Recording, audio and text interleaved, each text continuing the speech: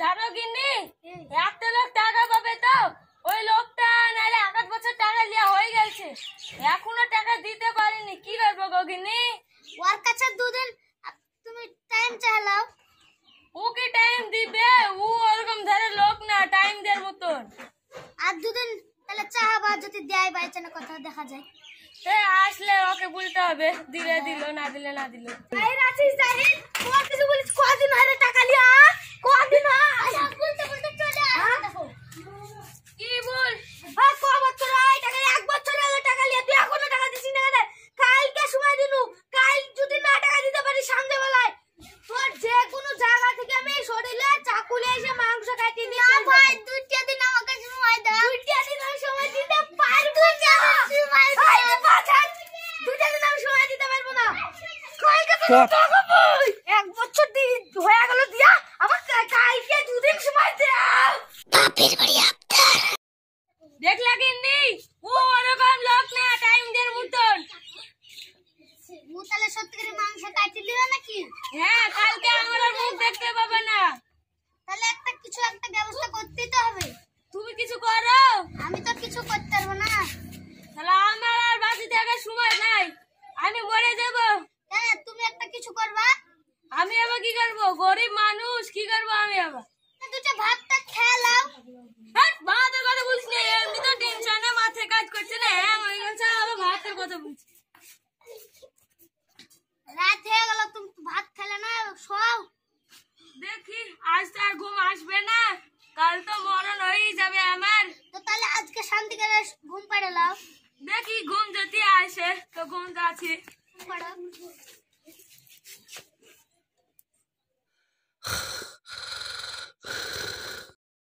কাল তো মরতে হবে আমাকে, বুঝতে পারছি। কেউ তো টাকা ধার দেবে না, ঘুমও তো আসে না, কোথায় পাবো টাকা? বিশাল টেনশন, গরিব মানুষের বিশাল জ্বালা। কি করব, কোথায় টাকা পাই? ঘুমও আসছে না, উপায় নাই, কাল আমাকে মরতে হবে, বুঝতে পারছি। তুমি উঠছো আবার শুচ্ছো, কি ব্যাপার গো তোমার? টেনশনে কিছু করতে পারছি না, তার লাগে ঘুম আসছে না। কেন আজকের দিনটা শান্তি করে ঘুমাবা? কালকে তো মরণ আছে। দেখো বলছি না, ঘুম আসছে না, ঘুম যাবে না তো ঘুম যান। যা মন তাই করো গা। শোনো, ওই পাড়ায় বলে একটা গোপাল ভাড় বলে একটা লোক আছে, ওর কাছে যেতে হবে, ওগুলো সব ব্যবস্থা করে দেয়। হ্যাঁ, তুই আমাকে টাকা দিবে না, তার কাছে যেতে হবে। বাস, সব ব্যবস্থা করে দেয় গো। তুই যখন অত করে বলছিস তাহলে সকাল হোক যাবো। তাহলে উঠে তাহলে ওর কাছে যেতে হবে। হ্যাঁ, তুমি যেহেতু অত করে বলছো তাহলে যাবো ওর কাছে। ঠিক আছে, তাহলে শুয়ে পড়ো। হ্যাঁ, শুনছি। উঠো গো, সকাল হয়ে গেছে। সকাল তো হলো, দেখি গোপাল ভাই আমাকে সাহায্য করে কি কিছু। ও তো বলে সব মানুষকে সাহায্য করে, ওর মাথায় বলে বিশাল ব্রেন আছে। যাই দেখি ও কত কিনা ব্রেন আছে মাথায়।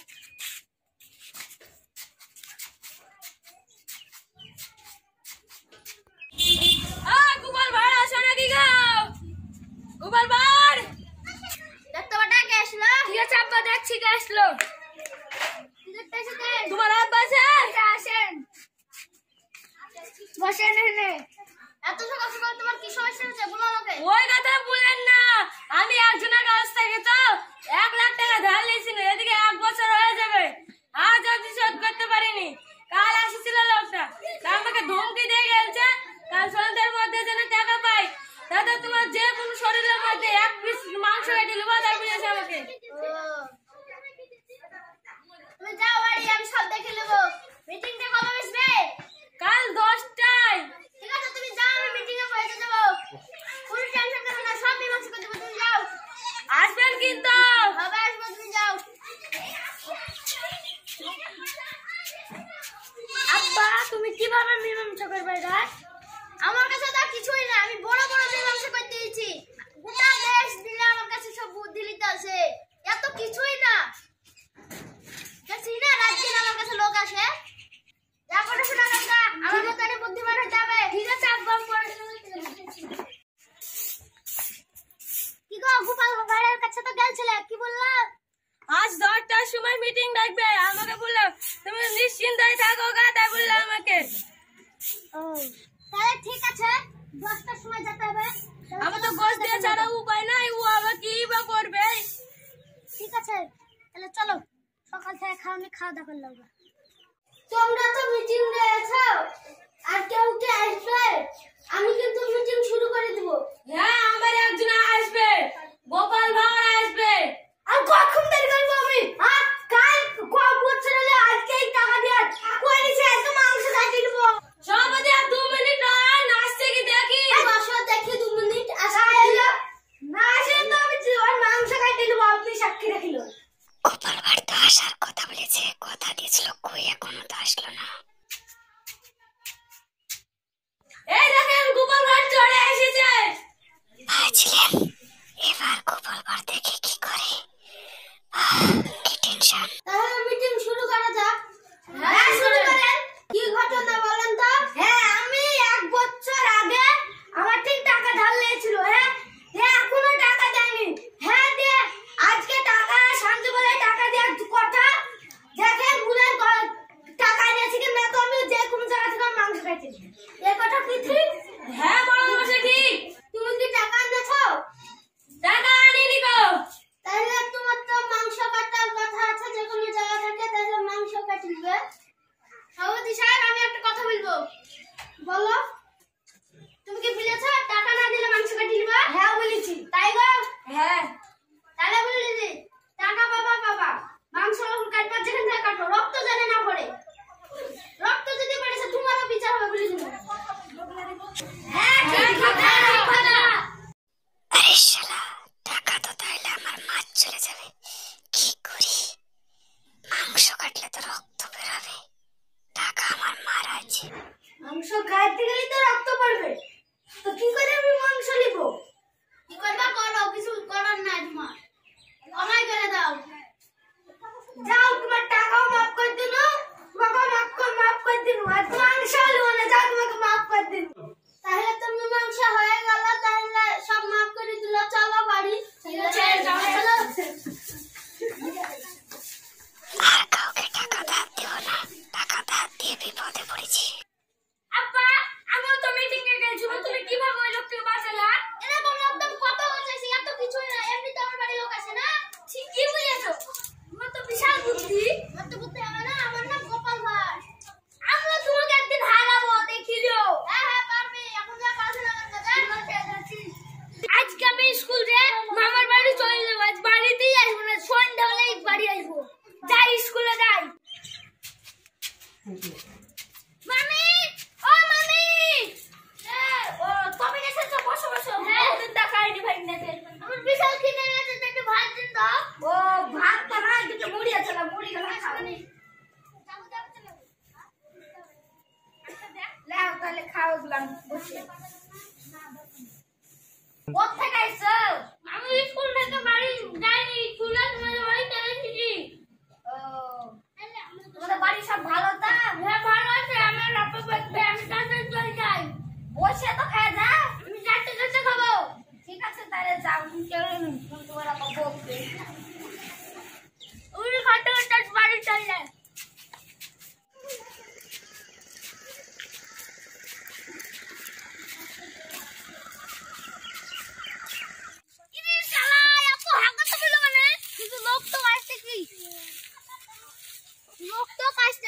রাস্তা ধরে হাগি মুড়ি গেলে বিশাল খিদে লেগেছে, মুড়ি গেলাও খাই। মুড়িও খাবো, হাঁকবো। আরে তুমি গোপাল ভাঁড়ের ছেলে না? আমি গোপাল ভাঁড়ের ছেলে তো। খাচ্ছিস আবার হাঁকছিস? হ্যাঁ। তোর গ্যাস লাগছে না? আমার সব গ্যাস টাস হয় না। ওরে তোর আব্বা তো ভীষণ জ্ঞানী, খাচ্ছিস আবার হাঁকছিস। দাঁড়া তোর আব্বাকে বলবো এই কথা। হাঁচি আর হাঁচি কিসের লেগে জানো? ওপর দিয়ে চাটাতে ঢিকে দিছি, নিচ দিয়ে বার হচ্ছে। আরে ছি ছি ছি, তোর আব্বাকে বলবো যে মার খাওয়াবো। যাও বলো গা, আব্বাকে বলে কি করবে করো গা। আমি না খাইলে পায়খানা কি করে হবে? গোপাল ভাঁড়ের ছেলে এত পাগল তো জানতো না রে আমি। এখনই যাবো, ওর আব্বাকে বলে মার খাওয়াবো।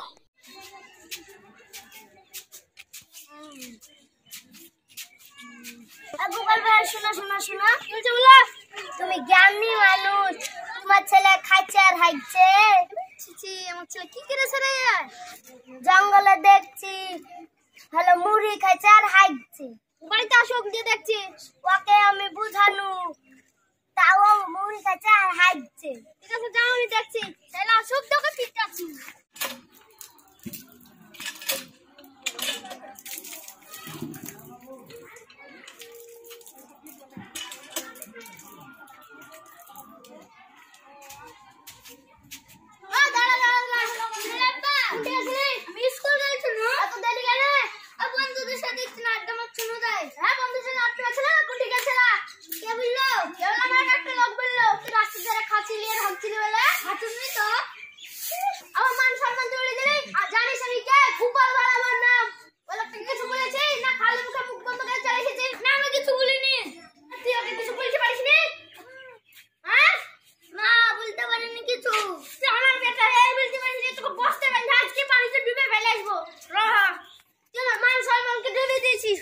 ব্যবস্থা করছি।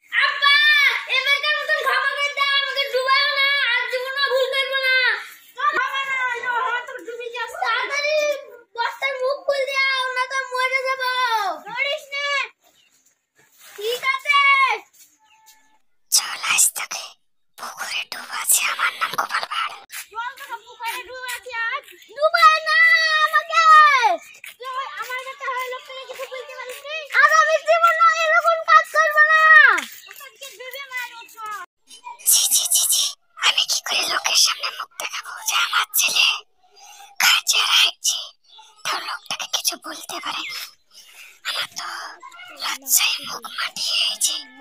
এখনই ডুবাবো, চল। দেখি চলে এসেছি পুকুরে ধারে, চল তোকে ডুবাছি হয়েছে। আলিয়া কেন রে, মাথায় করে নিয়ে আসতে। আলিয়া কেন, এখানে পানি আছে, এই পানিতে এখন নামবো, নামে ডুবাবো আমার বেটাকে। পুকুরে চলে এসেছি, আজ তোকে ডুবাচ্ছি।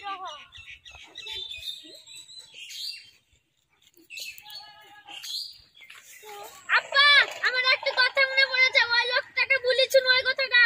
কি কথা বল? আমি যখন খাচ্ছি না আর হাঁকছি না, তখন আমি যদি নাই খাই তাহলে আমার যাতায়াতে দিচ্ছ না, আর ঝিকে দিচ্ছে আর পেছন দিয়ে বাড়াচ্ছে। তাই?